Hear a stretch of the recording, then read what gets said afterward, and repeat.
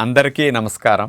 June 21వ తేదీ అంతర్జాతీయ యోగా దినోత్సవ సందర్భంగా మనందరం కార్తీక మాసం ధనుర్మాసం లాగా జూన్ మాసాన్ని యోగా మాసంగా గుర్తించి నెలంతా శారీరక మానసిక ఆరోగ్యాన్ని పెంపొందించుకోవటానికి నిజ జీవితంలో యోగాను ఒక భాగంగా చేసుకుని అందరూ ఆచరించాలని మన ప్రధానమంత్రి శ్రీ నరేంద్ర మోడీ గారు మరియు ఆంధ్రాను యోగాంధ్రగా మార్చాలని ఆంధ్రప్రదేశ్ ముఖ్యమంత్రి శ్రీ నారా చంద్రబాబు నాయుడు గారు ఇంటింటికి యోగా చేరాలని సంకల్పించారు. ఇందులో భాగంగా ఇంటింటికి యోగా కార్యక్రమానికి మీ అందరికీ స్వాగతం. ఈరోజు మనం లోలాసన్ విశేషత తెలుసుకోబోతున్నాం. లోల అంటే ఉయ్యాల ఒగటం. మనందరికీ చిన్నప్పుడు రోజులు మరి ఏడ్చేటప్పుడు పిల్లల్ని ఉయ్యాలలో వేసి అమ్మ ఊపేవారు కదా.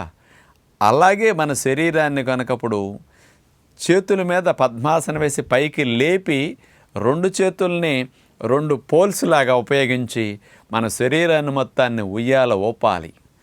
మరి ఈ ఆసనం చాలా కష్టమే.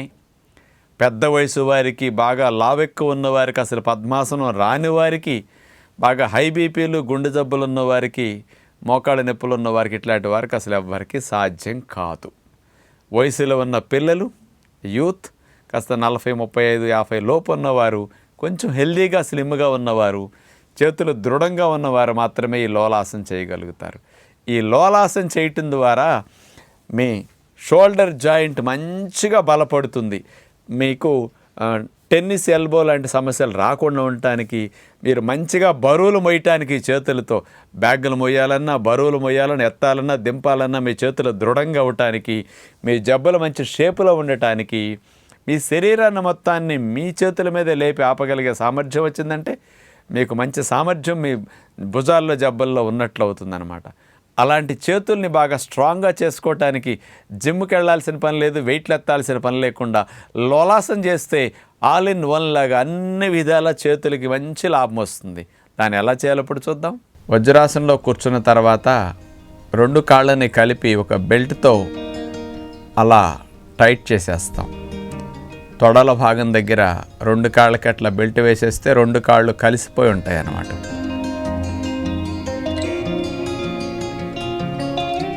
ఆ తర్వాత రెండు చేతుల్ని నేల నుంచి హైట్ శరీరం లేపటం కోసం ఇటుక రాళ్ళు పెట్టుకుని ఆ ఇటుకల మీద చేతులు అట్లా పెట్టేస్తాం. 6 చేతులను అట్లా ఆనిచ్చేస్తాం. చేతుల మీద శరీరాన్ని పైకి లిఫ్ట్ చేసి అట్లా శరీరాన్ని ఉయ్యాల వలె ఊపవలసి ఉంటుందన్నమాట.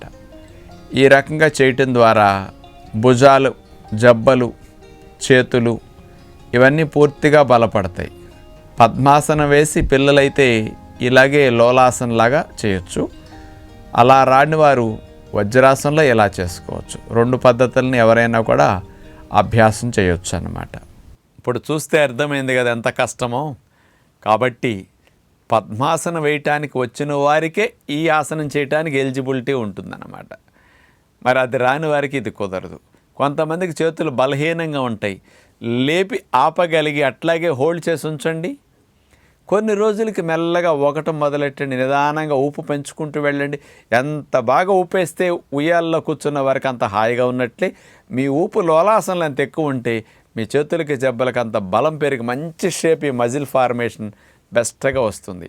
మరి అలాంటి లోలాసన్ని పిల్లలకి చిన్నప్పటి నుంచి నేర్పండి. పిల్లలకి బ్రహ్మాండంగా వచ్చే బాగా ఇష్టపడే ఆసనంగా దీన్ని వాళ్ళకి నేర్పిస్తే బాగుంటుంది. నమస్కారం.